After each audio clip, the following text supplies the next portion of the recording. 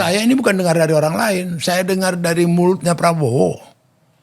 Saya dengar dari mulutnya Jokowi. Bukan orang kedua, orang ketiga. Katanya-katanya. Saya khawatir apa yang terjadi di Magelang. Yang mereka ke Magelang itu tidak menangkap api dari candra di mukanya Magelang. Ada memang salah satu menteri mengatakan, Pan, kita kan sebelum jadi menteri kan udah kaya. Ya, itu Kenapa kita berlagak ini? Itu kan hipokrit. Loh, bukan soal sudah kaya atau tidak kaya. Memberikan panutan, keteladanan, contoh. Ada enggak suasana meningkat lagi di situ? Takut korupsi. Atau bangga korupsi. Konsekuensi daripada pemerintahannya Prabowo, mau nggak mau. Hanya dua pilihan, termasuk Prabowo sendiri.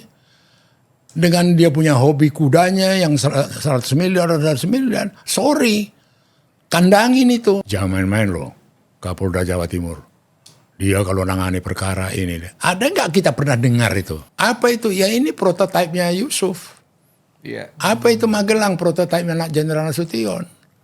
Prototipenya Jenderal TB Simatupang. Oh gila kau, presiden kita ini anti korupsi loh. Wah kau jangan macam. Awas ya. Kumpul semua dirjen-dirjen. Kasubdit. Masa kanwil. Jangan sekali-kali. Hancur kita. Bukan saja rumah tangga kau sini, karier kau hancur ini. Gak main-main ini. Pemberantasan korupsi ini. Ada nggak itu? Jadi maksud Ini kan yang ngerinya ini kan soal keteladanan. Kalau satu bangsa, satu keluarga yang kecil aja lah dari negara, nggak ada keteladanan, kau bisa bayangkan keluarga itu jadi apa? Bukan soal sandiwara atau kemunafikan, tidak. Karena aku nggak mau menyakiti hati rakyatku. Aku lakukan itu karena aku nggak mau menyinggung perasaan mereka. Ada obsesi, ada keinginan mau dia berantas, tapi kandas. Nah sekarang yang terulang, si kawan itu sudah nggak presiden lagi. Sekarang dipaksa oleh situasi. Oleh situasi. Apa itu? Indonesia sekarang mau bangkit. Indonesia sekarang mau keluar dari kelaparan. Indonesia mau keluar dari kemiskinan. Indonesia mau keluar dari lumpur korupsi. Hanya dua pilihan, kita bohong itu rakyat, atau memang kita hormati itu rakyat. Loh hanya dua pilihan. Pembantu dia banyak militer dan segala macam. Sebenarnya jauh lebih mudah, lebih enak lagi buat Prabowo.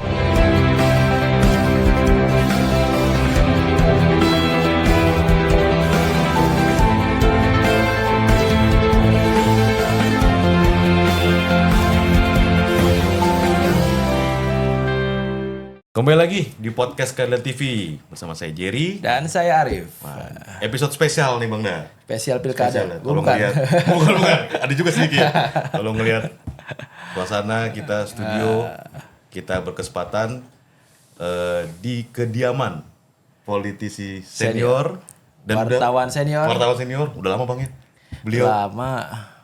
Nggak tahu menghilang karena dukung Pram atau gimana ya? kita sapa. Suatu kehormatan Bang Pandana Baban. Ya. Halo Bang. Halo. Sehat Bang? Sehat. Terima kasih banyak kita kesempatan podcast perdana di kediaman Abang nih Bang. Waktu kami berdua datang udah disambut nih Bang sama rindang-rindangnya pohon Bang. Iya. Dan ada foto kami pernah lihat di belakang kediaman Abang ini persis dengan foto yang kita lihat Bu Mega sama istri Abang kayaknya tuh. Bener Bang ya? Iya. Waktu kegiatan apa sih Bang? Orang itu dua kan punya hobi tanaman. Baik. Malah juga punya perusahaan jual-jual anggrek gitu loh. Kan. Dan Mega juga dia senang dengan tanaman yang langka. Datanglah dia berkunjung ke istriku. Baik. Itulah foto. Nanti kita cuplik teman-teman. Iya. Tapi kalau kita pulang dari sini ngambil mangga boleh Bang? Oh boleh. Ya. Ayo. Oh silakan. Tambah semangat tahun Abang tadi kita ambil ayam kate 1 Bang. Mangga itu di sini ya cukup banyak, ada berapa macam mangganya. Iya. Dan semuanya teridentifikasi Bang Arif. Di batang pohonnya itu besar-besar ditulis keterangan tanaman ini. Mangga berapa, mangga ini. Betul, almarhum ibu kayaknya aktif, suka begitu Bang ya. Suka tanaman, ya. iya. Iya. Ya, Abang hari ini ceria banget Bang. Iya. Gituan. Jadi Bang Pandai itu kita tadi ngelihat quick count sementara. Langsung ya. Iya. Mas Pram. Itu 58%, Bang. Sekitar 50-58%. Itu kan berarti optimis satu putaran lah gitu kan. Iya. Segitu Abang belum turun itu di Jakarta, Bang. Kalau Abang turun mungkin udah 80% ini barang kan. Dia sudah cukup populer kok. Tapi kita tanya dulu Bang Arif. Bang Pandai ini tadi pagi nyoblos nggak? Udah. Udah nyoblos? Udah. Oke. Masalah yang dipilih siapa nggak usah ditanya lah. Siapa Bang yang Abang pilih, Bang? Hah? Abang kan di Banten, siapa yang Abang pilih? Airin. Siap jelas. Jadi kita ini Bang, kedatangan kita di sini tuh kita penasaran dan kangen sebenarnya sama Abang. Ya, petua-petua dan cerita-cerita Abang terkait hiruk pikuk politik di Indonesia. Karena memang 2-3 hari seminggu ke belakang itu banyak banget berita yang berseliweran dan kayaknya kita butuh politisi senior untuk menjelaskan fenomena ini gitu kira-kira. Terutama berkaitan dengan Pak Prabowo. Ya. Begitu menggelegar Pak Prabowo itu menyampaikan bahwa urusan pilkada, urusan korupsi dan lain sebagainya lah. Itu penekanan beliau luar biasa. Kita highlight lah misalkan urusan pilkada. Pak Prabowo di mana-mana menyampaikan yang ngurus pilkada udahlah junior saja gitu. Terakhir di PAN misalkan Pak Prabowo menyampaikan itu. Sampai akhirnya Pak Prabowo juga ikut turun langsung campaign gitu. Membuat video, membuat surat dan sebagainya. Bagaimana Abang melihat ini, Bang? Tidak usah dulu aku langsung menjawab itu. Ya, satu hal yang mau saya ungkapkan bahwa dengan dilantiknya Prabowo menjadi presiden, sayalah bisa mengklaim orang yang paling bangga, berbahagia, gembira. Kenapa? Karena tokoh ini dalam hidupnya, dalam hubungannya dengan saya, 2 kali minta tolong ke saya, 2 kali saya bantu, dan 2 kali berhasil. Dan saya sendiri tidak pernah minta bantuan kepada dia, gitu loh. Jadi ada kebanggaan tersendiri bahwa presiden yang sekarang itu orang yang pernah saya bantu. Ya kan, berarti bantuan saya ada manfaatnya, ada gunanya, gitu loh. Itu subjektivitas saya, gitu loh. Itu dalam konteks Pak Hasim waktu itu ya Pak sama Iya, ya. jadi itu yang berkaitan dengan adiknya Hasim, dan yang kedua membantu dia dalam menggolkan kredit 100 miliar dari Bank Bumidaya, ya, yang untuk Kiani Kertas. Dan waktu itu yang saya bantu tidak dia saja, juga bersama partnernya Luhut Panjaitan, gitu loh. Dan yang kedua, tidak heran saya lihat satu mode inkonsistensi itu kayak seperti hal yang biasa di Indonesia di ini. Indonesia, dan banyak tokoh-tokoh melakukan itu tanpa nuraninya terusik. Ya seperti tadi, ya kan, jangan dicampuri, tapi ternyata dicampuri, ya kan. Kita tetap sudah serahkan kepada junior ternyata enggak. Ya, kemudian ada lagi dia enggak ikut kampanye tapi dia datang dari Solo kampanye gitu. Iya. Jadi saya pikir rakyat itu juga sudah muak, rakyat itu juga sudah tahu, rakyat itu juga sudah sangat makfum lah bahwa satu hal yang mahal itu untuk satu konsistensi, untuk satu kejujuran, untuk satu keteladanan, gitu loh. Keteladanan. Itu yang menjadi ironi, itu yang menjadi ancaman bangsa ini, gitu loh. Nah, kita jangan henti-hentinya mengingatkan itu. Jangan henti-hentinya kita menyadarkan itu bahwa itu salah, bahwa itu tidak betul, gitu loh.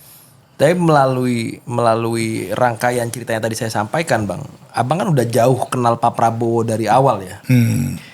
Menurut Abang ini Pak Prabowo yang asli atau yang Abang bahkan udah lupa ini Prabowo bukannya gitu, yang seperti ini gitu, Bang?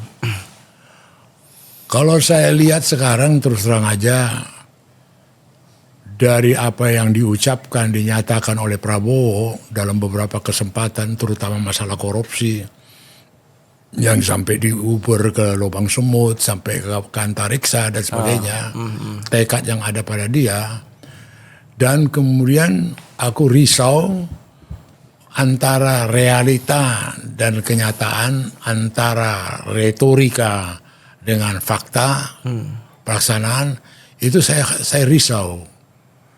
Jadi artinya dia sendiri sebenarnya sudah punya pengalaman waktu awal dia masuk di kabinet. Dia cerita ke saya, Prabowo menceritakan ke saya kagum dengan sidang kabinet yang pertama 2019, dia untuk pertama kalinya jadi Menhan. Saya kagum pidatonya presiden itu mengenai anti korupsi. Baik. Supaya menjauhi korupsi, supaya memberantas korupsi dan sebagainya. Ya kan? Dikatakan. Setelah kami beberapa kali aku bertandang ngobrol dengan dia, kita singgung mengenai markup yang ada di Kemenhan. Ya kan? Gimana Pak Prabowo yang 100-200%? Oh enggak Bang, ada 300%, ada 400%. Wah, dahsyat betul saya bilang. Ya itulah yang saya temukan. Terus gimana? Udah laporkan ke Pak Presiden? Sudah pada Jokowi. Apa katanya? Ya tindak. Gitu loh. Nah kemudian saya ketemu Jokowi. Aku diceritakan Prabowo. Baik. Ada markup di Kemenhan sampai 300% dan sebagainya. Iya, aku juga laporkan. Terus apa instruksi Bapak? Saya suruh tindak. Itu hanya pada tingkat lip service tindak. Hanya dalam hal bicara kenyataan tidak ada ditindak. Tidak ada ditindak. Sampai sekarang kalau ada itu sudah ada yang diseret ke pengadilan. Padahal luar biasa itu Bang Yati. Iya, sangat spektakuler. Abang waktu itu beranggapan 200% aja udah besar banget kan, makanya bertanya begitu kan. Iya, makanya itu. Justru dia bantah. Iya, 300%. Bah. Itu 300% tuh buah spektakuler. Iya. Gitu, waduh Bang, 300% kata dia. Nah, yang ironi, yang menjadi tragedi, itu kayak angin lalu. Itu kayak sesuatu, ya penghibur lah informasi. Nggak ada action, nggak ada tindakan, nggak ada yang terukur. Misalnya Menhan kerjasama dengan BPKP, bekerjasama dengan BPK, diturunkan dari Inspektur Jenderal, dari apa, langsung dilakukan pembersihan. Nggak ada. Tapi abang tadi cukup serius loh mengklaim cerita tadi nggak ada tindak lanjutnya, hanya lip service. Iya, sampai detik ini. Iya, karena apa? Ya semua orang bisa melihat buktinya, kenyataannya, masyarakat bisa menilai. Nggak usah saya lah. Baik. Saya ini bukan dengar dari orang lain, saya dengar dari mulutnya Prabowo. Saya dengar dari mulutnya Jokowi. Bukan orang kedua, orang ketiga, katanya. Baik. Langsung. Baik. Iya. Itu yang membuat aku semacam satu kegalauan. Next, selanjutnya kayak apa? Serius apa enggak? Nah sama itu dengan aku terus terang. Waktu saya bertandang ke tempatnya Pak Prabowo, itu dia kasih aku satu buku kepemimpinan militer. Iya. Catatan dari pengalaman. Di buku itu sebelum dia serahkan ke saya, dia tulis itu kepada yang terhormat Bapak Pandana. Semoga berkenan menerima buku ini. Merdeka. Jakarta 29 September 2021. Yeah. Semoga berkenan gitu kan. Ini bahasa Indonesia yang paling hebat gitu loh. Spektakuler. Di situ ada kerendahan hati, di situ ada seperti kalau mohon izin, bisa penghormatan gitu loh. Baik. Nah kemudian setelah saya terima buku ini dari dia, saya baca-baca dan segala macam, dia sengaja secara menulis mengenai tentang Yusuf. Oh di buku ini Bang? Di buku ini tentang Yusuf. Dan kebetulan saya juga punya hubungan khusus dan juga sangat cukup dekat dengan Menhankam Pak Yusuf dalam karier jurnalistik saya, gitu loh. Jadi Itu Pak Prabowo itu waktu dia pangkat kapten, Baik. dia datang jalan-jalan bertandang ke rumahnya Pak Yusuf yang waktu itu Menhan Pangap di Teguh Umar. Dia datang ke situ malam, dia rumahnya gelap, terus lampu cuma 2, 3. Kemudian dia tanya apa penjaganya mengatakan nggak punya ajudan, ya kan. Terus lampu itu hanya 2, 1 di kamarnya Pak Yusuf, 1 di tempatnya penjaga, 1 di ruang tengah. Itu untuk menghemat listrik. Baik. Gitu Dari loh. sekelas Menhankam Pangap. Iya, Menghemat listrik. menghemat listrik. Gitu loh. Dia tidak mau boros listriknya gitu loh. Di situ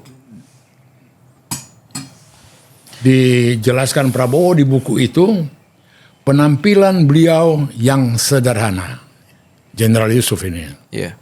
Rendah hati juga sangat mengesankan saya. Saya pernah berkunjung ke rumahnya pada saat berpangkat kapten tahun 82. Dan kemudian ketika dia kembali lagi pada waktu dia brigjen Baik. tahun 95, situasi di rumah itu tidak berubah. Ini yang Pak Prabowo tulis di bukunya. Iya, furniturnya udah sampai belel, kemudian kursinya, apanya, Tidak betul-betul ya, mencerminkan kesalahan. Malah waktu itu Pak Prabowo menawarkan ke Pak Yusuf, Pak, Bapak nggak perlu ajudan. Oh nanti saya kasih tahu. Apa perlu karena rumah ini nggak ada yang kawal. Nggak ada pakai ajudan dia, gitu loh. Iya. Ya kan? Nah kemudian kalau lihat dari Pak Yusuf, saya jadi ingat waktu saya jadi wartawan di Kemenhan, itu di lobi Merdeka Barat itu, kantor Menhan itu kita lagi selesai acara, kemudian jenderal-jenderal pendamping Yusuf ada di situ, terus tiba-tiba dia dengan suara lantang keras, dia tegur namanya Kasenda. Kasenda itu asisten logistik yang kemudian jadi di kemudian hari dia jadi Kasal. Kasenda, Yey itu bahasa Belanda kau. Yey punya sepatu kok bagus sekali. Sepatu apa ini? Siap jenderal, ini sepatu Belly jenderal. Gitu. Dari mana Yey dapat ini? Teman saya dari luar negeri jenderal. Gitu. Mana sepatu pembagian?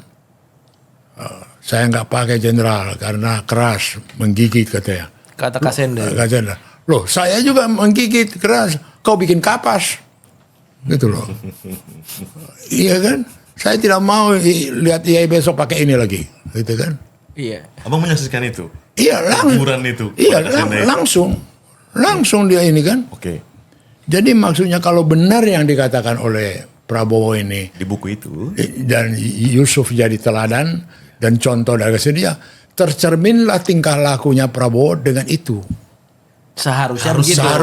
Seharusnya. Iya, saya malah khawatir itu jangan dia menjadi hanya lip service. Jangan lain perkataan dengan perbuatan. Pencitraan. Itu berat juga buat siapa? Buat Prabowo. Saya sendiri ya punya keyakinan, sudah banyak seminar, banyak diskusi, banyak pengalaman, baik pembentukan KPK, baik pembentukan Bareskrim, baik pembentukan macam-macam dalam pemberantasan korupsi, segala macam. Satu hal yang selama ini menurut saya diabaikan, yang selama ini dianggap tidak diperhitungkan, yaitu sikap dari diri sendiri dan perilaku sendiri mengenai perbuatan perilaku anti korupsi. Jadi misalnya salah satu contoh ya, yang dengan suasana yang sekarang, apalagi di Rio de Janeiro, Presiden mengatakan bahwa 20% Indonesia kelaparan, 20% Indonesia orang yang kekurangan sebagainya, dan bagaimana korupsi sudah merasuk dan segala macam. Menurut aku, terus terang aja ini teruji sekarang buat Prabowo, betul-betul dilihat dia bukti dan kenyataan, sejauh mana kata-kata dan perbuatan dia. Pemahaman aku, menteri-menterinya tidak lagi pakai jam tangan yang 1,2 miliar, 3 miliar. Gitu loh. Kalau sejalan. Iya, memamerkan itu kepada karyawannya. Membawa mobil Lux, Alphard apa atau Lexus apa ke kantor gitu loh. Dan menurut aku itu sangat menyakiti hati karyawannya. Gitu loh, tanpa salah. Nah, kalau ini tidak sensitif Prabowo untuk menegur ini, saya khawatir apa yang terjadi di Magelang, yang mereka ke Magelang itu tidak menangkap api dari candra di mukanya Magelang. Kalau dia menangkap roh dan apinya, perilaku mereka, tindakan mereka. Wah sudahlah, udah kita ini. Jadi apa yang terjadi selama ini, nasib pemberantasan korupsi yang saya tahu karena saya bergaul berapa kali dengan Jokowi, itu tidak ada suasana. Hati-hati ya, kata Menteri Kedirjennya, Presiden tidak setuju korupsi. Jangan korupsi ya, kata. Semangat bahasa perpanjangan tidak ada. Di wilayah kementerian. Iya, di wilayah kementerian, di kalangan birokrat. Nggak ada itu menjadi satu campaign, menjadi briefing, menjadi satu perilaku. Nggak ada. Jadi dianggap aja lip service begitu aja. Nah saya harapkan Prabowo tidak mengulangi itu lagi. Iya, iya. Gitu loh. Ambil contoh yang saya katakan tadi. Buat apa mesti ini dengan jam tangan yang mewah-mewah? Buat apa dengan pamer mobil? Waktu zaman Pak Yusuf tidak ada satu jenderal pun yang berani membawa di luar pembagian militer ke Merdeka Barat. Iya. Tidak ada satu pun. Iya, iya. Jadi maksud abang, izin saya tegaskan, dari paparan abang ini, cerita dari buku Pak Prabowo, beliau itu sangat menginspirasi dari M. Yusuf, dan juga declare anti korupsi. Abang mengharap dan menuntut kementerian jajaran di bawahnya berperilaku nyata, turunkan semua itu, lepas semua itu yang bermewah-mewah. Iya, begitu iya. Secara tegas apa? Iya betul, Menyebutkan, iya. Kan? Kalau memang pengamalan itu turun ke bawah. Jadi gini ya, ini saya tidak terlampau serius. Saya jadi teringat kepada satu cerita dari Pak Hugeng, bekas Kapolri. Jadi adalah terjadi di kerajaan Thailand, festival bagaimana supaya gajah itu bisa nangis. Gajahnya Raja Thailand. Dan akan dikasih hadiah besar. Diundanglah dari Afrika, diundanglah dari Asia, diundanglah dari Indonesia. Semua jagoan-jagoan gajah. Termasuk pawang-pawangnya. Baik. Jadi waktu di Bangkok, di pentas kehormatan, satu persatu lah diapain. India coba menari, bikin japat sendiri, nggak menangis tuh gajah. Macam-macam nggak ada nangis. Tiba-tiba datanglah dari Indonesia. Datang dari Indonesia, dia datangi itu gajah, dia geser itunya kupingnya yang lebar itu, kemudian dia teriak, "Jah, udah tahu nggak gaji pegawai negeri Indonesia?" Katanya. Nangis, gajah itu langsung nangis. Gitu.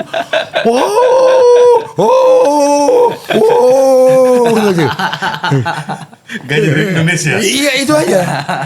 "Jah, udah tahu nggak gaji pegawai negeri Indonesia?" Langsung meraung-raung gajahnya. Raja bingung, yang lain pada bingung. Kok bisa sampai itu? Kok harus PNS ya? Itulah ironinya. Ironinya. Iya.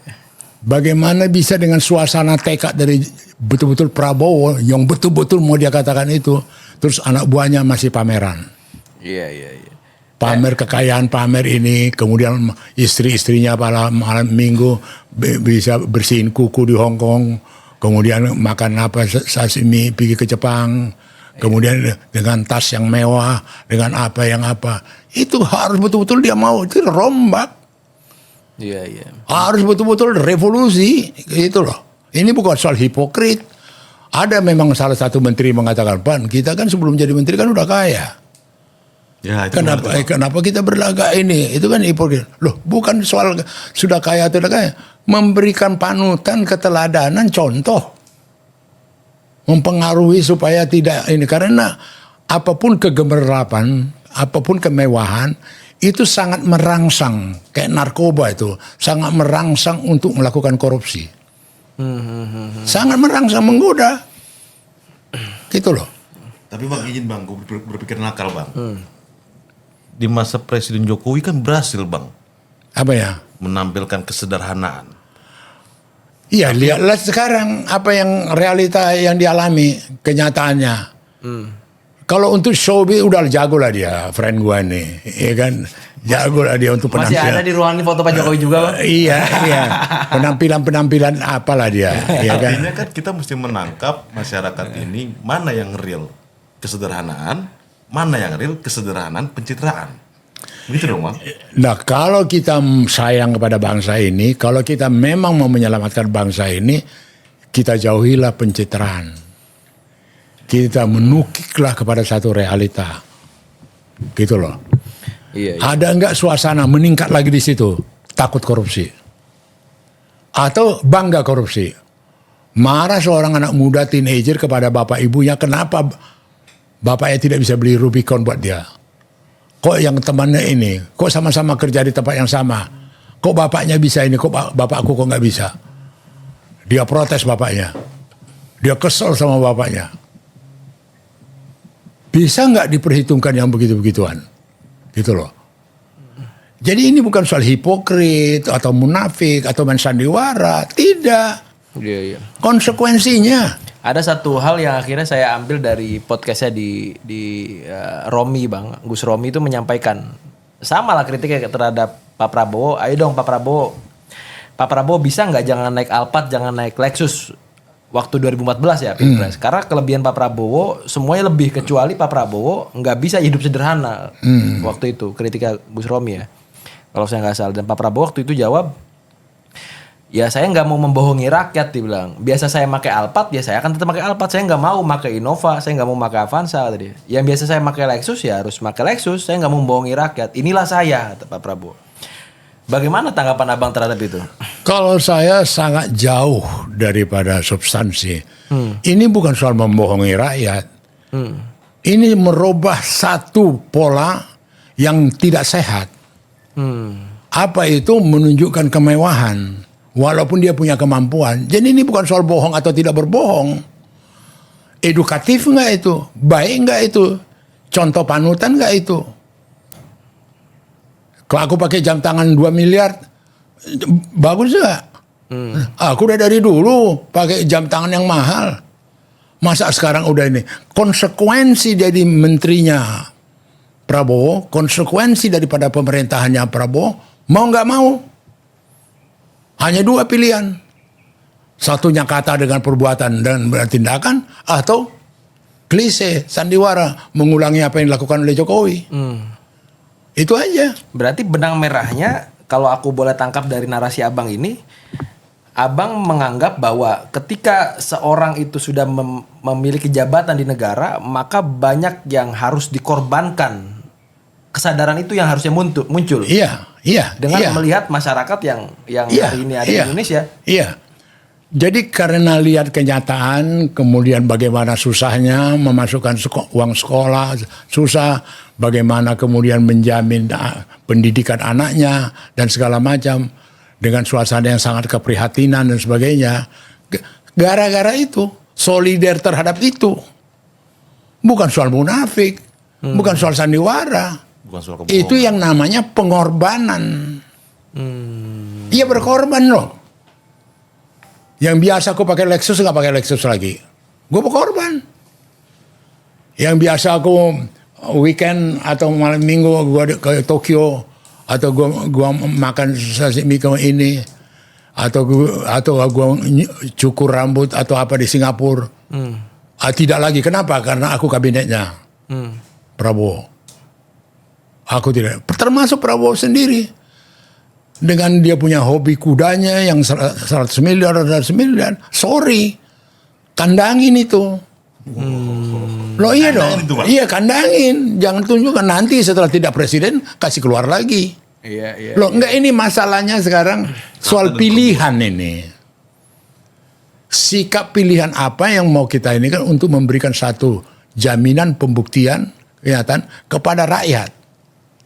Memang betul-betul anti korupsi. Ya kan, dari caranya, dari perbuatannya, memang betul-betul anti korupsi. Gitu loh. Memang kalau orang udah kaya banget tuh nyerempet korupsi, Bang. Loh bukan soalnya. Kalau orang kaya banget itu, ini bedakan ya, orang kaya banget itu pejabat atau tidak pejabat. Ya pejabat lah Ya, katakan. orang kaya banget itu. Menurut aku dia tahu situasinya. Dia menyadari lingkungannya. Mayoritas pegawainya masih susah. Masih ngojek. Pegawainya masih ini, kontrakannya makin nggak jelas. Pembagian rumah dinas tak ini. Iya. Karena mengetahui itu, gitu loh, butuh waktu karena itu aja.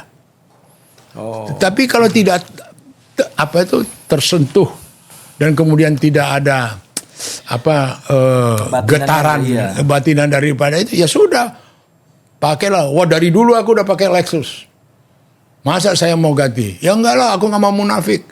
Dari dulu apa? Nah, itu kembali dengan sekarang positioning. Iya. Sikap kita ini kepada mimpin rakyat ini bagaimana? Iya.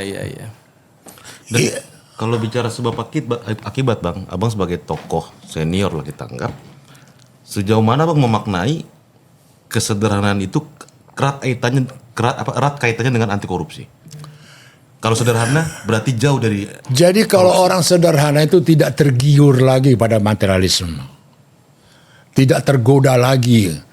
Katakanlah kalau dia bikin jas, ya kan, dengan misalnya nggak sampai 1 juta sudah dapat yang bagus, tidak tergiur lagi untuk bikin yang 3 juta, 4 juta, gitu loh. Iya kan, kalau dia bisa mengapakan. Jadi ada kemudian satu tingkat kesadaran, rakyatku masih susah. Ada tingkat kesadaran, mayoritas kami masih ini. Kita masih. Itu yang merem dan menyadarkan. Ini bukan soal munafik tidak munafik segala macam, sederhana aja. Karena kesederhanaan itu bisa ngerem minat-minat atau keinginan atau birahi untuk hidup bermewah-mewah. Hidup bermewah-mewah itu berarti hidup yang berkelebihan. Iya. Gitu loh. Loh, aku udah dapat hibah, aku dapat waris dari mertuaku, aku dapat dari ini kok jadi apa? Oke, kau sekarang di mana? Di kabinetnya Prabowo. Kabinet Prabowo apa? Memakmurkan rakyat. Kabinet Prabowo mau tekadnya ini, mau begini, gitu. Itu aja. Iya. Atau kemudian ini hanya semua lip service, sandiwara. Kemudian sudahlah, dulu juga begitu. Nggak apa-apa, nggak tergetar lagi. Nggak ada kerisauan dia membawa mobil yang begitu mewah, memakai jam yang begitu mewah, mengapakan dia ke kantor. Nggak ada kerisauan sama dia. Nggak ada. Oke. Andai kata Bang, kita berada andai. Terjadilah hal yang baik ini. Keteladanan Pak Prabowo presiden kita dan jajarannya ke bawah mengamalkan nilai keteladanan dan kesederhanaan. Apa yang terjadi buat bangsa ini Bang? Jika itu terjadi, apa benefitnya? Banyak sekali. Menurut Abang? Yang pertama kali nyawanya, rohnya kepercayaan. Trust masyarakat. Iya dong, percaya. Nah sekarang aku mau tanya dulu sama kau. Gampang aja deh mengukur. Di mana ada Kapolda yang ditakuti atau dicintai oleh rakyat? Jangan main-main loh, Kapolda Jawa Timur. Dia kalau nangani perkara ini, ada nggak kita pernah dengar itu? Menghormati, respect. Ada nggak? Hati-hati kau jaksa tinggi Sumatera Utara. Jangan kau coba-coba mainkan perkara. Rasa-rasa. Kau ini. Ada nggak cerita-cerita ini? Gitu loh. Rasa-rasa jarang Bang. Kapolda Jawa Barat, waduh, paling hebat itu. Paling bersih. Bukan main itu. Jangan sampai dia tahu ada anak buahnya ini. Ada nggak cerita itu? Betul Bang.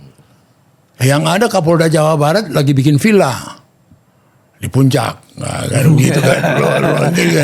Iya, yang gitu loh.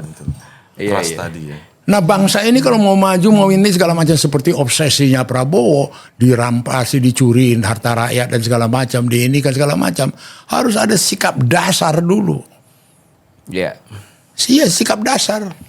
Oke bang, kalau kita akhirnya kembali ke buku itu bang, abang tadi misalkan ngomong soal M Yusuf, bahkan sesimpel sepatu aja, M Yusuf tegur gitu, Iya. ya kan? Iya. Gara-gara urusan sepatu tuh, apalagi urusan mobil, jam tangan sebagainya, Iya. sepatu yang paling berapa lah, kalau akhirnya dibandingkan dengan mobil itu bang.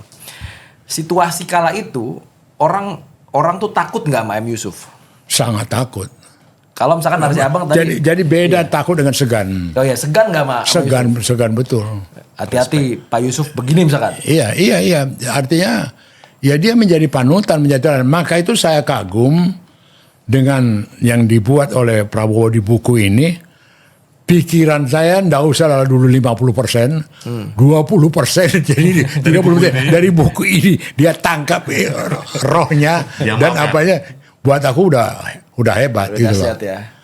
Dari dia kutip bagaimana Nasution, bagaimana kemudian Jenderal Yusuf, bagaimana ini, tentu di bawah sadarnya dia kepengen seperti Yusuf. Ya. Atau hanya ini hiburan-hiburan klise-klise. Tertuang di buku ini. Iya, hanya itu gitu loh. Ini Pak Prabowo salah juga ngasih buku ini ya dan memohon Bapak untuk membaca ini. Lo bukan saja memohon, dengan kata-kata dia mengatakan berkenan. Iya, maksudnya itu kesalahan Pak Prabowo pertama itu, Bang. Akhirnya kan dikritisi nih barang kan. Kalau nggak ada tulisan berkenan, mungkin Abang nggak baca juga bukunya nih. Benar iya juga sih. Ya. Dan nggak salah juga. Akhirnya kita bahan buat podcast. Bukan, saya mendapat kehormatan yang tinggi, jujur, membaca ini berkenan. Ini kan orang yang levelnya di bawahku. Papa Anda berkenan nggak nerima? Papa Anda berkenan nggak ngebaca? Iya. Papa Anda berkenan nggak ini? Iya, tangkap. Bayangkan dia merendahkan dirinya. Semoga berkenan. Doa ini, harapan ini. Iya. Semoga berkenan menerima buku ini. Iya. Dibacalah itu sama Abang ya kan? Oh bacalah. Wah dia cerita mengenai Yusuf. Dia cerita hidupnya sangat sederhana. Beliau itu adalah prajurit, jenderal, dan seorang panglima yang tidak ingin menyusahkan bekas anak buahnya. Yang sedang dan sebagainya. Iya. Abang sendiri ada interaksi nggak sih Bang sebenarnya sama M Yusuf Bang waktu itu Bang? Pernah nggak gitu? Selain yang urusannya tadi Beli gitu. Banyak saya interaksi sama beliau. Ada karena saya kebetulan juga ikut meliput di Kemenhan gitu loh. Terus bagaimana ketegasan dia, bagaimana ini ya. Setelah itu kan setelah Yusuf kan baru sempat dilanda klik-klikan di dalam militer ya. Ada merah putih, ada hijau. Terutama waktu zaman Faisal Tanjung. Ya kan? Jadi waktu zaman Faisal Tanjung, Pangap, disitulah kemudian dikotakkan di PTS kan Luhut. Iya. Di Kodiklat. Iya. Dari mulai Brigjen, Maijen, di Kodiklat terus dia. Padahal di Makayasa ya. Oh iya, dia paling top itu. Iya. Luhut Panjaitan, ya kan? Iya. Dikotakkan. Iya. Nah waktu aku tanya komentarnya Pak Prabowo mengenai merah putih dan waktu itu gimana, terus dia bilang, saya dengar itu, saya tahu itu, tapi terus terang saya tidak berminat, dia bilang gitu kan. Artinya dia tidak mau ikut-ikut dalam ada pola itu. Enggak, aku pengen both side Bang. Abang sering banget ngajarin kalau jadi wartawan tuh harus both side gitu ya. Pak Prabowo menjelaskan dari mulai Pak Prabowo jadi tadi kolonel, kapten sampai akhirnya jadi brigjen, terhitung dari 82 sampai akhirnya 99 kalau salah itu ya. Rumah M Yusuf nggak ada berubah gitu. Iya. Melihat kedekatan Abang dan Abang banyak cerita tentang M Yusuf, bener nggak rumahnya itu nggak berubah Bang? Bener nggak berubah. Saya ada berapa kali ke rumah itu. Jadi kadang-kadang terus terang dia terima kita itu pakai mikrofon. Pakai mikrofon. Jadi kita main halo-haloan dari garasi. Selamat sore Pak Yusuf. Iya saya tahu. Ya mau ngapain? Aku mau ketemu Bapak. Untuk apa ketemu saya? Katakan. Itu main megafon itu. Iya. Terus Jadi waktu itu dia satu-satunya sampai sejarah sampai detik ini jenderal yang tidak mau diwawancara mengenai Super Semar. Kenapa? Tidak mau dia. Amir Mahmud mau ngomong, Basuki Rahmat bicara, Soeharto bicara. Dia nggak mau Yusuf. Dia punya sikap itu keras dia. Nah macam mana lah kemudian aku mau menembus itu. Kebetulan keluarga istriku dengan keluarga beliau itu dekat di Makassar. Ku bawalah istriku ke Jalan Teguh Umar. Pak Yusuf, ini Ria mau ketemu Papa. Om, selamat sore Om. Ria, jangan kau mau dibohongi sama Panda. Dia mau wawancara aku itu. Dia mau wawancara Super Semar. Sudah Ria pulang aja, ketika. Aduh Om, udah jauh-jauh datang mau salam Om aja. Jangan dengan dia, ketika. Udah ketahuan trik. Wah itu iya. Wah habis aku di mobil dimaki-maki bini gua. Oh rupanya kau mau peralat aku ya, ketika. Di prank Iya, sampai begitu apanya. Terus ada satu ketiga dia telepon saya malam-malam lagi piket. Panda, aku terima kasih beritamu ya. Ada beritanya sore hari itu. Itu untung saya baca beritamu itu. Kalau tidak Mayor Sontoloyo itu dimakamkan di Taman Pahlawan itu. Jadi ada mayor mati di panti pijat. Panti pijat gitu loh. Iya kan? Mati di panti pijat gitu kan. Ditelepon Pak Yusuf aku. Iya kan? Ditelepon Pak Yusuf. Untung aku baca itu. Kalau tidak sudah mau dikubur dia di Taman Pahlawan. Wah itu bukan main tuh. Terus ada lagi bahasa Indonesia dia kan apa juga Bugisnya itu. Panda kalau itu berita-berita kalau kamu masih terus-terusin begitu, jadi kadang-kadang berita-beritaku itu mengenai orang si Rocky Gerung lah, si apa orang-orang kritis pada waktu. Kalau Yai masih bikin itu, aku duduki kau punya surat kabar gitu kan. Pak Yusuf, tiap Idul ada koranku itu dikumpul-kumpul untuk diduduki ganti tikar. Terus Yai zaman macam-macam. Kau tahu, kau duduki. Aku kirim tentara menguasai kantormu itu. Jalan otak dia. Gitu. Iya. Jadi aku pikir diduduki koran ya biasa. Iya. Orang lebaran apa kan diganti. Iya kan. Tidak Panda gitu ya. Aku duduki, aku kirim tentara. Baru aku duduki gitu kan. Tapi apa waktu itu abang mikirnya apakah berhenti ngomongin kritis atau tetap aja? Apa jadi? Berhenti dengan berpikir kritis atau tetap aja. Maksudnya apa? Kan Pak Yusuf ini ngomong nih, Panda kamu jangan dong berbuat. Tetap kritis juga. Dia ini juga hargain. Tetap nggak ada berhenti tapi ngejar berita tetap. Jadi aku terus terang aja kadang-kadang faktor keberuntungan berita-berita eksklusif aku dapat. Ada dulu yang paling hebat, strongman, anaknya kemudian jadi kepala BIN juga Markiano, itu Norman Sasono, panglima yang paling disegani di Jakarta, itu kan dia punya kepala staf skogarnya Edina Lapraya di Merdeka Timur itu, aku suka mampir juga di sana. Terus satu ketiga aku datang ke tempatnya Pak Edina Lapraya. Satu ketiga datang, lagi kami ngobrol-ngobrol, tiba-tiba Norman datang.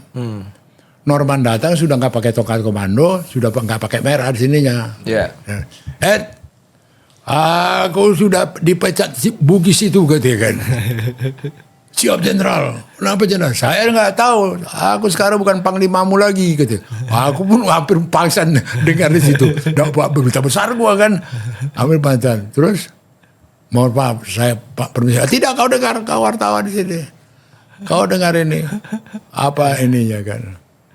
Jadi, both side dong. Gua datangi dong Pak Yusuf. Ya kan, gua datangi Pak Yusuf. Pak Yusuf, aku dapat berita bahwa Panglima Kodam 5 Jaya, Jenderal Norman Sasono, dicopot, diberhentikan. Dia tahu dari siapa? Yang mengetahui hanya itu 3 orang. Saya, Soeharto, Presiden, Norman. Dia tahu dari siapa? Ya aku tahu dari Norman sendiri. Oh begitu? Gitu ya. Kenapa Bapak Cobon? Baik. Saya sudah bikin peraturan siapapun jenderal mau ketemu Pak Harto harus melalui saya. Karena dia bekas pas pampres dulu, karena dia merasa dekat dengan Pak Harto, dia nyelonong-nyelonong. Tidak ada disiplin dia. Ya kan? Langsung diberhentinya. Iya.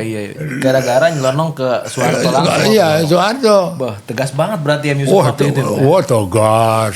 Pak disegani. Iya. Ya, kalau yang begitu banyak lah legenda-legenda cerita ketegasan dia, kapan dia.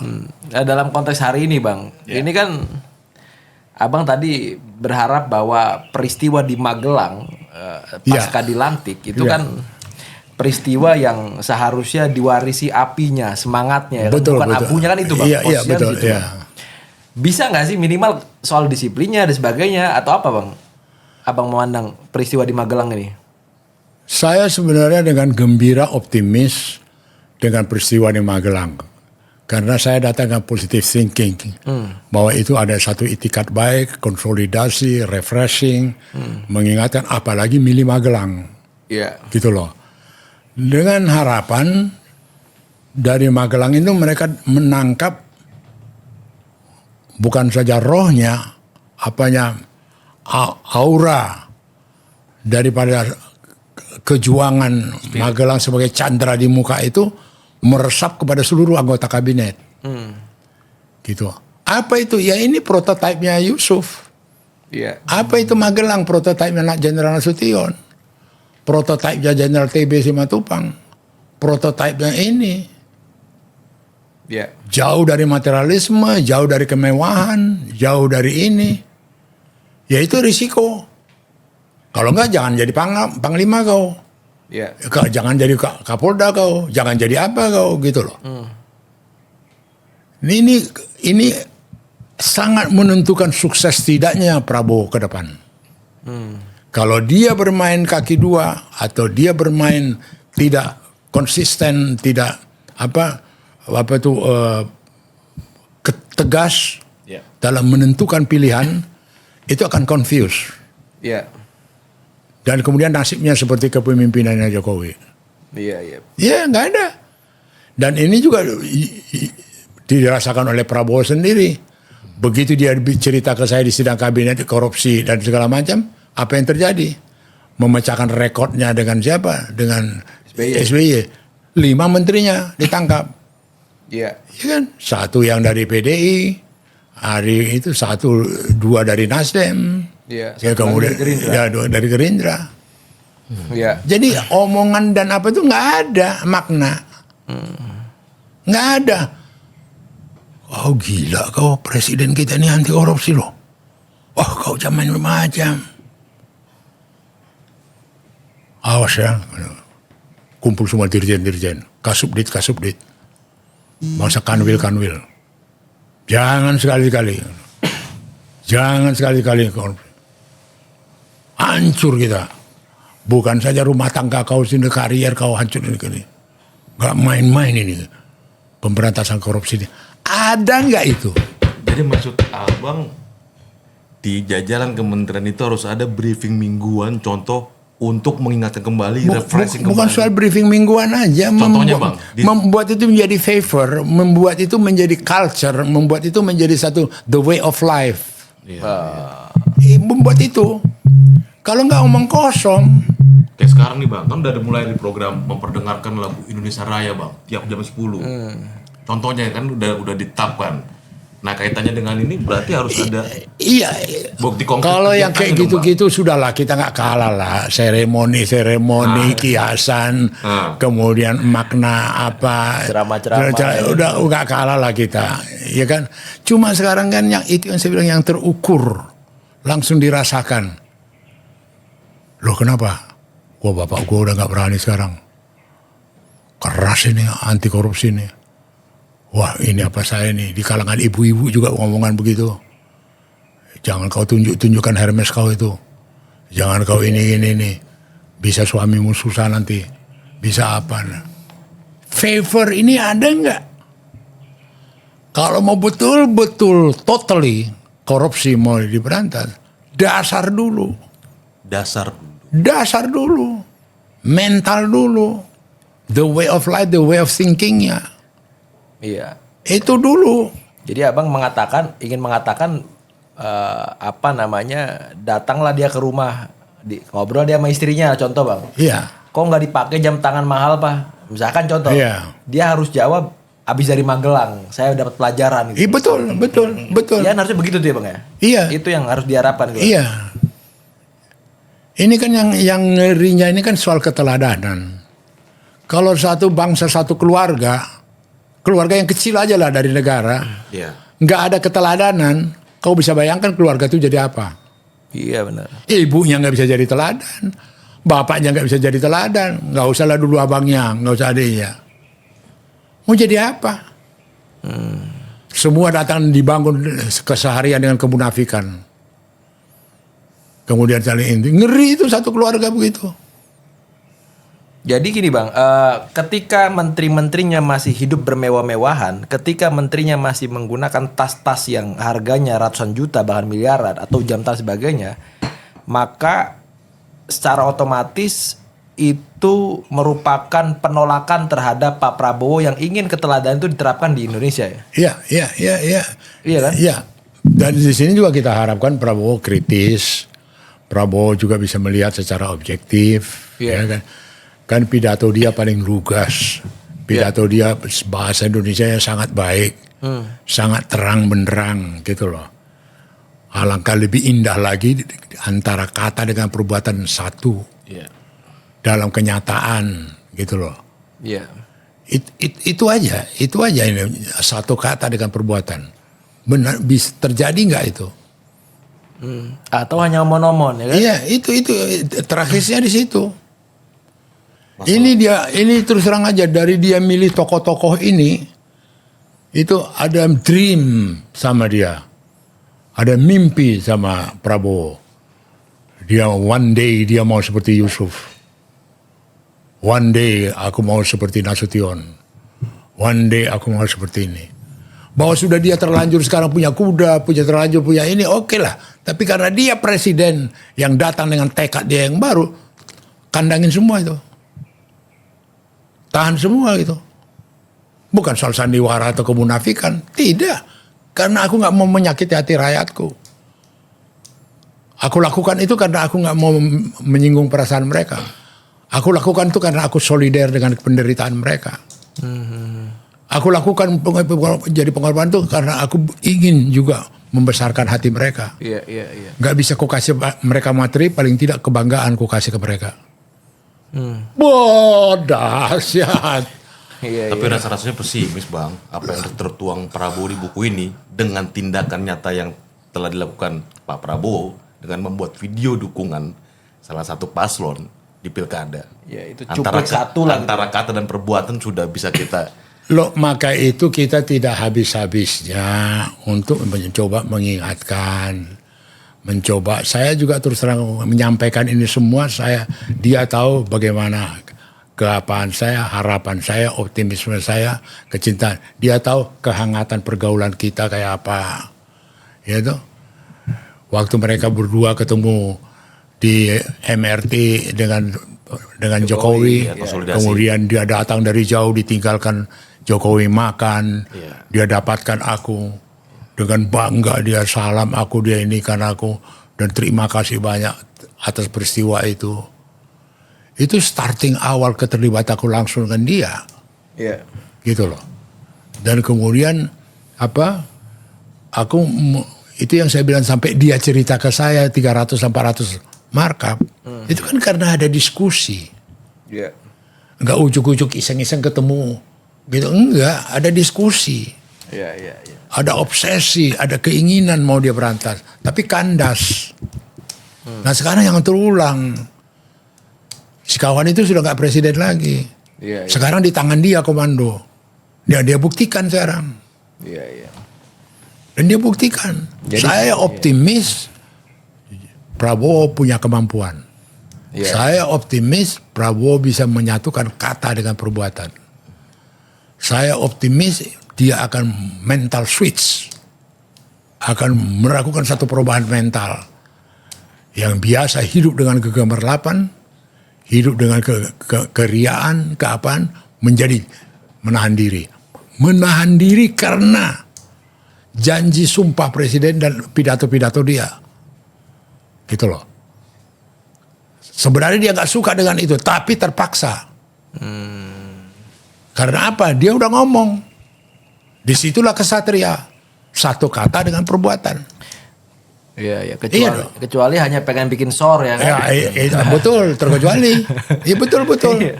Terlepas dari Prabowo presiden, aku lihat dari cerita abang kayak udah nganggap Prabowo keluarga ya bang? Ya udah kan, ya keluarga ya. Ya dia pernah minta tolong ke saya berapa kali. Iya. Iya kan, nolong adiknya ditahan, aku bebaskan. Dia nggak dapat kredit, aku bantu dapat kredit. Pada saat sulit gitu loh. Iya. Maksudnya harapan abang ini tadi, aku maknanya emang sangat-sangat Agak berharap dalam. sekali. Dalam.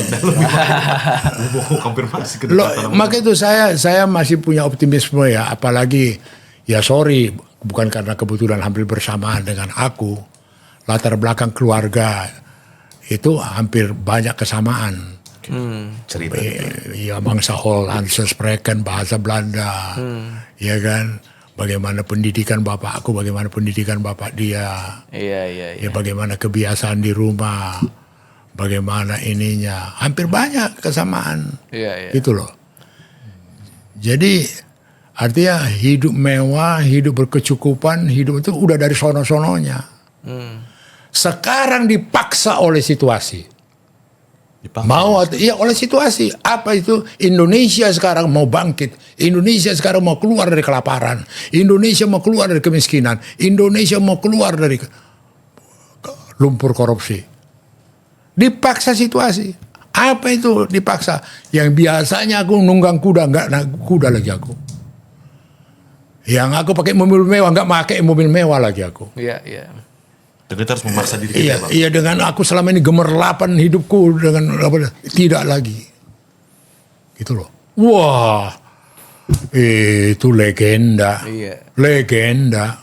Sama dengan kebanggaan dia menulis di buku ini mengenai Yusuf. Jenderal Yusuf itu di buku dia itu dipuja-puja dia. Iya. Sangat sederhana, legenda gitu loh. Iya, dan Pak Prabowo di Amerika terakhir juga menyampaikan soal korupsi kan tegas bang, Iya. bagaikan penyakit kanker kan, cancer itu Pak Prabowo itu. Iya. Itu luar biasa. Tapi pikirku sebelum akhirnya Pak Prabowo itu mengejar koruptor ke Antartika bang, mending kejar dulu koruptor di antar kita bang. Loh ya betul, nggak benar. Ya, itu kan- Iya betul. Jadi sebelum Iya. mengejar orang lain, sekeliling aja dulu tuh. Siapa yang nggak bener gitu? Iya. Siapa yang ini? Iya. Tindak aja dulu itu. Betul. Dan tadi ada yang saya garis bawahi juga, harapan Bang Panda kalau itu terjadi, trust masyarakat itu akan mutlak didapat oleh Prabowo dan pemerintahan. Oh iya dong. Kalau pengalaman, keteladanan dan sederhana Iya. itu. Jadi gini ya, kecintaan rakyat bukan slogan, simpati daripada rakyat bukanlah lip service, betul-betul secara hakiki. Itu yang saya katakan tadi. Sebutlah dulu di Republik ini Kapolda yang disenangi oleh rakyat. Sebutlah di Republik ini ada jaksa tinggi yang disenangi rakyat. Kenapa menegakkan hukum tegas? Wah, tidak mau korupsi. Wah, dia tindak ini. Kok mahal betul cerita ini? Langka. Bukan langka, mahal. Iya benar. Bangsa apa ini? Tuh, tapi bukan main. Ada Pancamarga, ada Tribrata, ada sumpah jabatan, ada apa, sederet itu. Ritual-ritual gitu loh. Kok yang untuk ini kok something wrong, something happen. Gitu loh.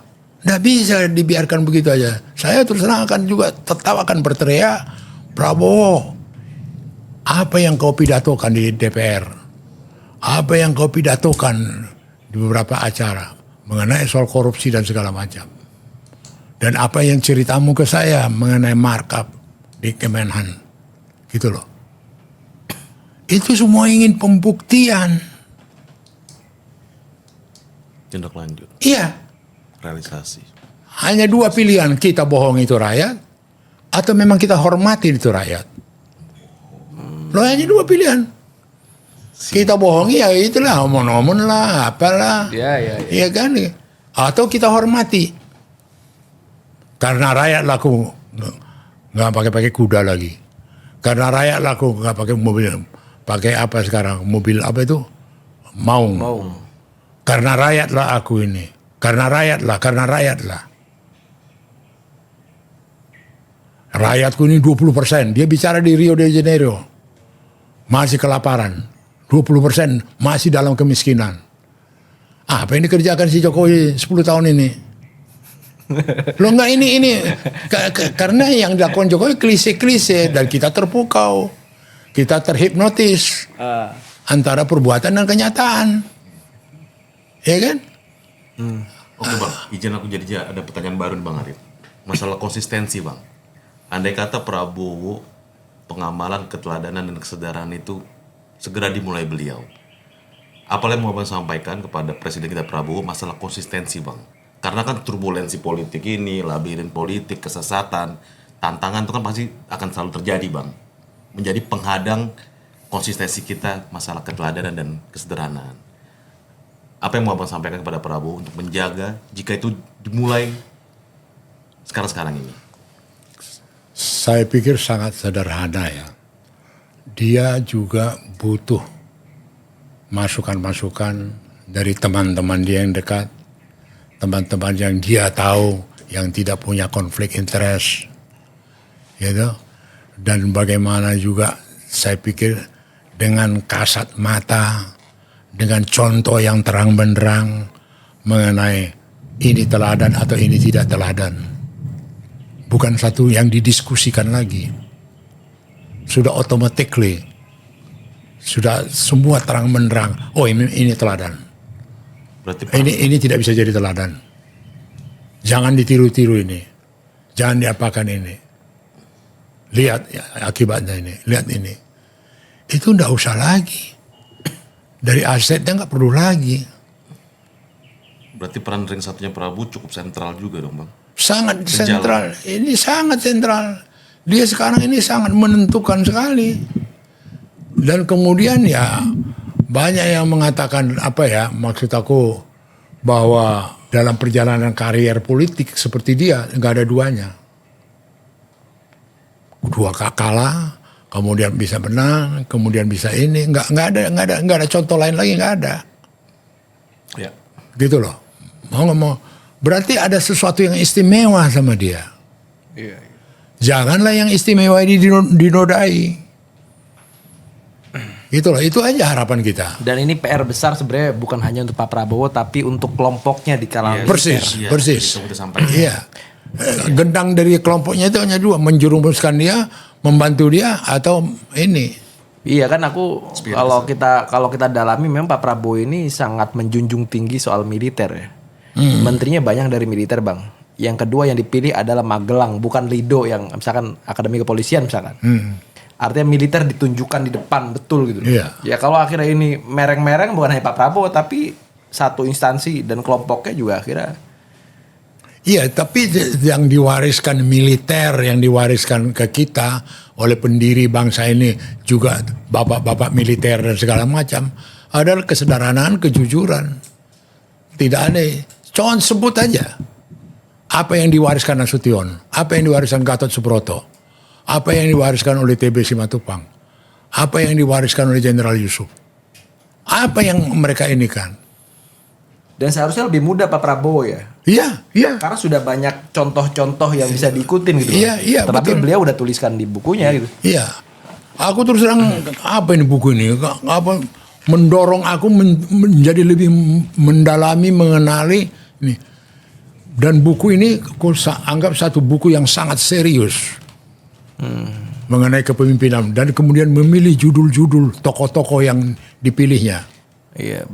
Jangan-jangan abang juga akhirnya baru mendalami soal Pak Prabowo karena membaca buku ini. Betul. Baru tahu ternyata Prabowo begini gitu. Iya, betul. Iya, banyak hal baru gitu. Iya. Dan kita tambahkan juga Bang Arif, sebagai kita rakyat Indonesia juga intinya kita mengingatkan walaupun background militer jangan sampai ke arah otoriter ya Bang. Kepemimpinan Prabowo ini tetap ada batasannya. Jadi sebenarnya terus terang aja otoriter itu sebenarnya bisa terjadi kalau mereka berkhianat kepada Sabta Marga. Kepada sumpah prajurit gitu loh. Karakteristik daripada militer kita tidak ada cenderung untuk jadi otoriter. Ya, ini poinnya Bang. Nggak ada. Manunggaling rakyat. Iya, kau baca itu Sabta Marga itu. Ya, Sabta Kau baca itu sumpah prajurit, tekad mereka itu. Nggak ada. Ya, bahwa dulu disalahgunakan oleh Soeharto, rezim militer dengan segala macam, memang pernah terjadi. Ya kan? Bahwa di antara militer itu juga intrik-intrik di antara mereka juga banyak terjadi. Iya. Ya kan, bagaimana Kemal Idris disingkirkan, bagaimana HR Darsono dipenjarakan, bagaimana Nasution diseret dari podium, bagaimana dia apa, mereka banyak konflik-konflik intern yang kadang-kadang menurut aku sendiri konyol gitu loh, Iya. kekanak-kanakan, dan kemudian kampungan gitu loh.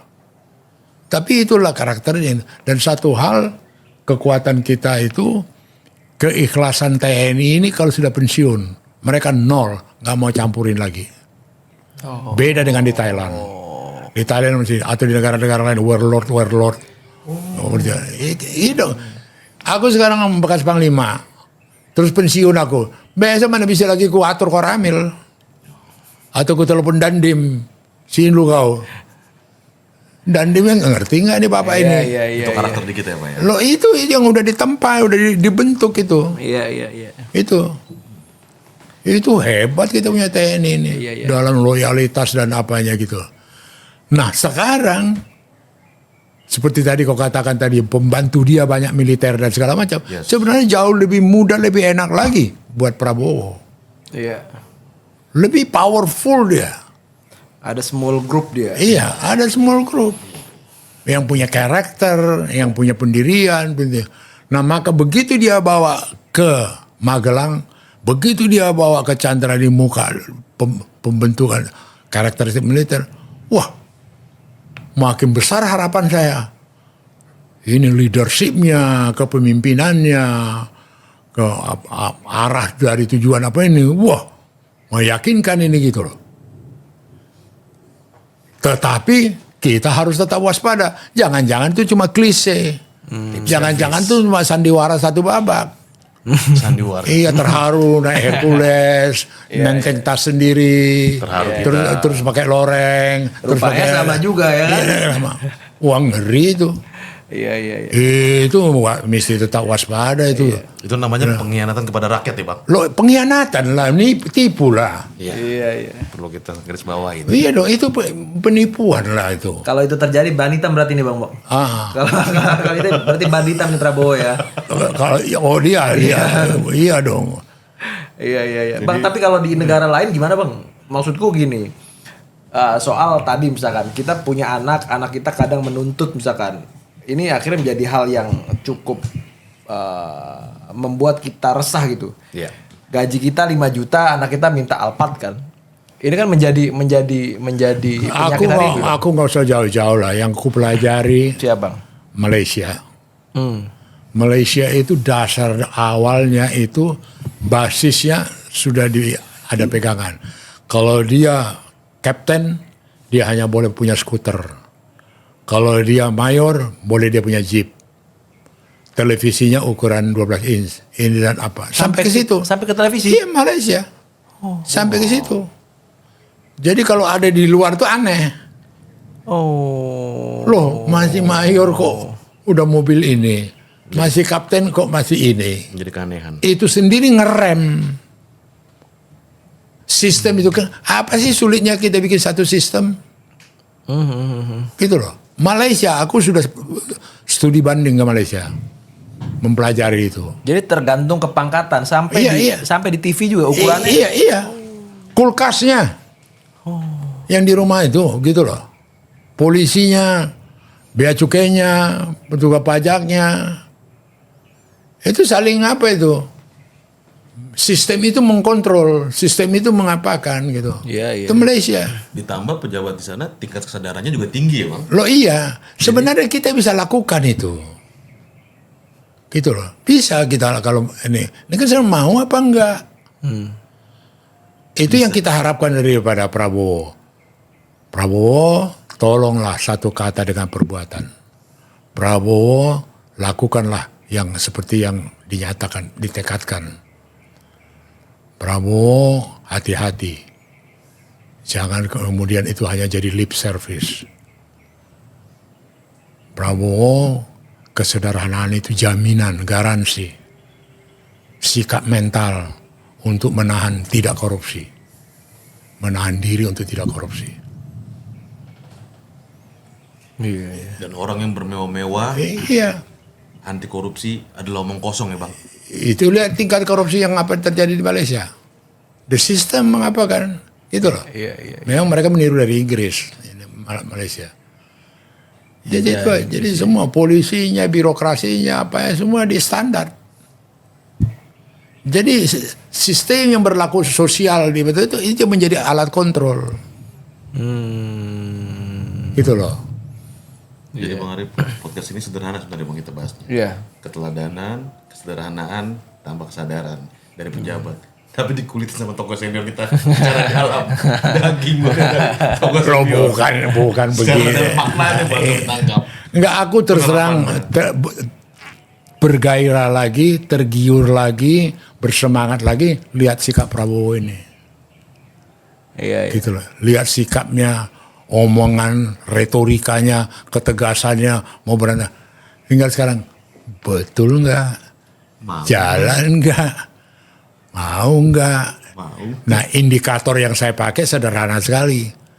Hidup yang sederhana. Bisa nggak di internal mereka?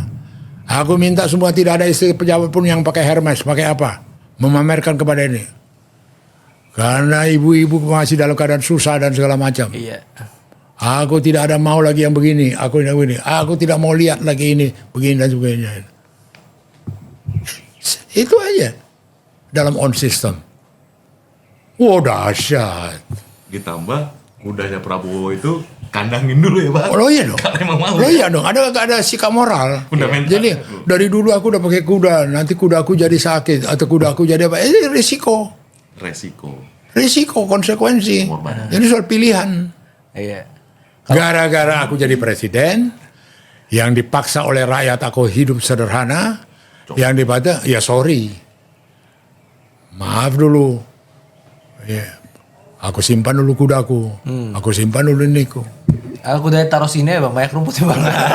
Loh, enggak ya artinya maksud aku ini simple, ukurannya simple. Alah Pak Anda mengada-ada, ini nggak masuk di akal aja kata dia. Ada komen kayak gitu Bang? Loh misalnya ada aja, iya kan? Iya. Alah ngarang-ngarang lah Pak Anda itu contoh lah ini. Padahal yang mana yang dikarang, yang mana boleh, semua terukur. Semua terukur. Dan Gitu loh. di saat ring 1 lingkaran Pak Prabowo tidak sejalan dengan konsep yang baik keteladanan, podcast ini salah satu jadi media pengingat Itu ya, Bang. yang dalam satu apa ironi ya, tragedi, ceritanya Hugeng itu. Yang mana Bang? Itu tragedi yang festival gajah Festival itu. gajah, iya. Oke.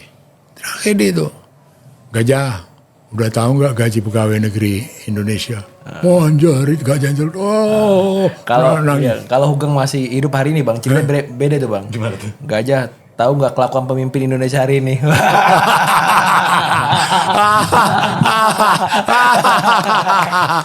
Luar biasa. Bapak Panda, terima kasih Iya.